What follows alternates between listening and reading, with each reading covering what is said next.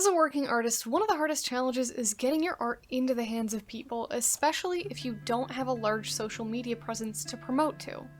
When, after seeing a serendipitous TikTok and then doing some Googling, I found a company called Artomat that distributes art via vending machines around the country, I was intrigued. So I reached out with a proposal for a series of blacklight reactive portraits, basically smaller versions of my typical acrylic and gouache paintings, and after receiving approval, I purchased the necessary materials and got to work. Given the scope of my idea, I knew this was going to be a long journey. And every journey has a beginning, so let's get started. Artomat was founded in 1997 when artist Clark Whittington retrofitted a defunct cigarette vending machine to sell his artwork during a solo show at a local cafe. The idea was so successful that the cafe owner asked that the machine be displayed permanently and expanded the idea to include other artists, with the goal of bringing fine art to the masses in an approachable way. That goal, combined with repurposing pieces of vintage Americana in a sustainable way, made the project very appealing to me. Now, there are more than 200 repurposed machines around the country, including a few international machines in Canada, Europe, and Australia. In order to begin selling with Artomat, you must first submit a proposal. They sell prototype kits, which include 2 woodblocks, 2 boxes, both the woodblocks and the boxes are fitted to the exact size Artomat requires in order to fit in their machines. The cellophane each Artomat piece is required to be wrapped in, as well as an instruction booklet with space for sketches, a pencil, eraser, sharpener, a postcard, and a button pin. Paintings and other 2D media can be made with the woodblocks. Paper can be mounted if it's thin enough to still fit within the size requirements, and 3D projects can be submitted in the boxes. If you want to submit an artwork that is different to one that you have already had approved, you're going to need to submit a second prototype proposal. I'm curious, what would you submit as a prototype? I'd love to hear your ideas in the comments, especially if you'd like some help brainstorming. After approval, you'll be sent further instructions, as well as a link to purchase the necessary amount of woodblocks or boxes, depending on your proposal, and cellophane. Artomat sells these materials at cost with the stipulation that they must only be used for Artomat projects, but you can source your own wood or boxes if you can make them at the exact proportions. I purchased my woodblocks through Artomat for convenience, and also because I shouldn't be trusted with power tools. After priming my woodblocks and transferring my sketches, I painted all sides except for the one the artwork will go on. I left that one white. I also planned a decorative pattern for the top side of the block, which will face out the front of the machine. This will act as a little bit of a preview and an extra pizzazz to my block when you're seeing it through the machine. With 50 blocks to fill, I separated my blocks into 5 different color schemes, each containing 10 portraits. That way, I wouldn't have to come up with 50 different portraits to fill the whole series. I could have 5 differently colored versions of the same portrait. When you're working on a project with the scope as big as this one is, you have to find ways in order to increase the efficiency with which you can work. And by not having to create 50 different individual portraits for this project, and being able to reuse my sketches with different color schemes, that increased the efficacy of my work. This was also a great exercise in color theory and utilizing different proportions of color to create different lighting and values. An artist that I follow on TikTok, Yoshi Yoshitani, has talked about this in regard to Yoshi's series of color palette trios, which Yoshi has used to practice pairing colors together in different ways to create compelling compositions. I left room in each portrait for some motif or design that could be filled with blacklight reactive paint. For this, I used De La Rowney's fluorescent acrylic ink, which I featured in a video before. You'll get to see them under blacklight later in the video, I promise. The footage you're seeing now is actually from my first batch, which sold out faster than I could actually get location information for. Stick around to see the reveal of my second batch of portraits, which are being sold now, as well as where you can get one for yourself. As for the paint I'm using, it's mainly a selection of Turner acrylic gouache paints, with a few Liquitex and assorted acrylics mixed in to cover some colors I don't have in my acrylic gouache collection. Acrylic gouache is actually just acrylic paint with a mattifying medium pre-mixed in to give the appearance of gouache paint. It dries permanent and doesn't reactivate when wet. Some may find it overrated and not worth the price, but I enjoy the convenience of having my most used colors pre-mixed.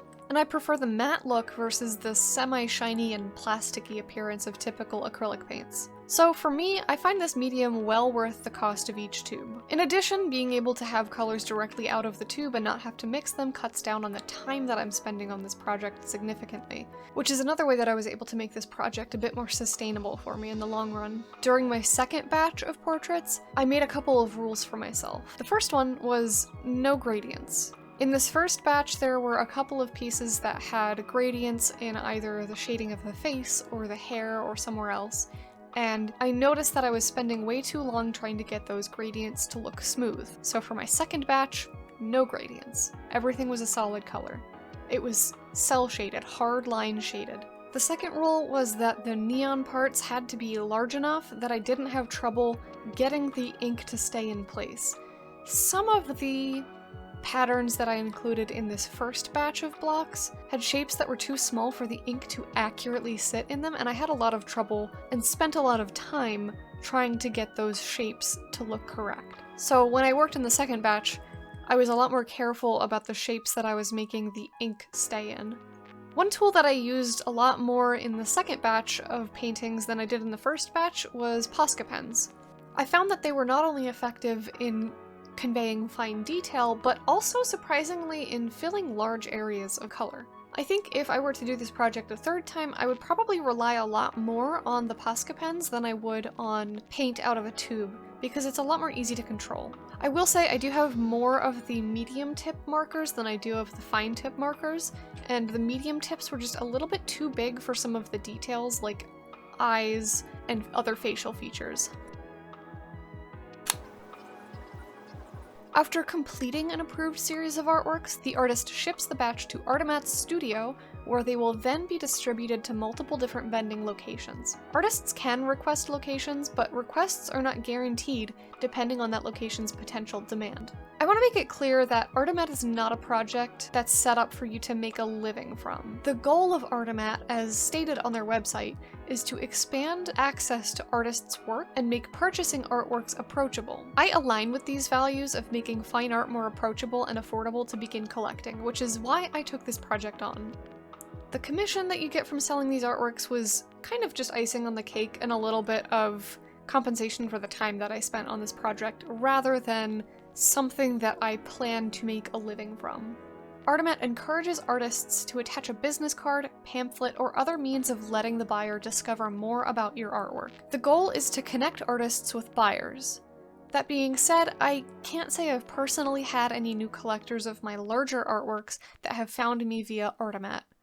I've noticed that Artemat collectors tend to collect Artemat artworks specifically. I've seen pictures of shelves and displays of different Artemat artworks, rather than springboarding to collect artworks beyond an artist's Artemat project.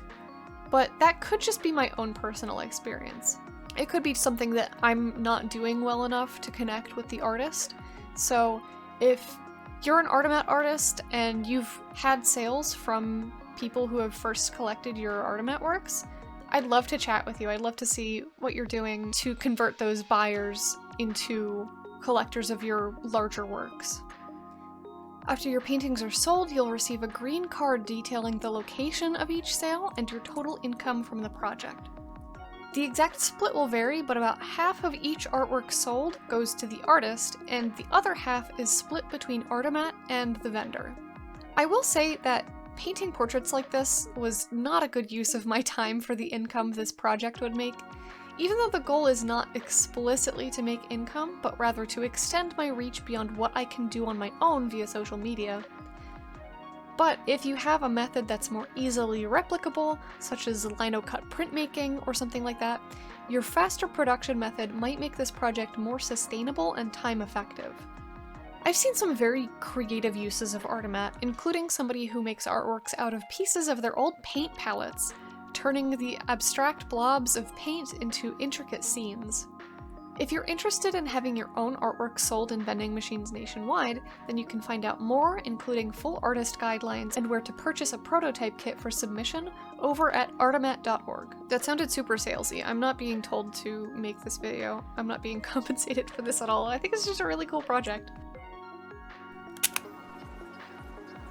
So far, the most recent batch of neon wave blacklight portraits have been distributed to the Southeastern Center for Contemporary Art in North Carolina, DeLurk Gallery in North Carolina, the Selkie in North Carolina, Frank's Fine Art in North Carolina, Radar Brewing in North Carolina, and Mildura Arts Center in Australia.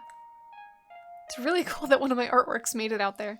If you find one of my artworks out in the wild, I'd love to see. Tag me at Madame Berry on Twitter or Instagram with photos. And if you couldn't find one or you don't live near a machine, you can email studio@artemat.org to see which ones they have in stock and work out direct shipping. I'm also considering opening up pre-orders for a small run of woodblock paintings that are sold directly through me, so that you can guarantee your own neon painting. Let me know if you're interested, and I'll open that up. And now for the reveal. Thank you so much for watching, and until next time, take care.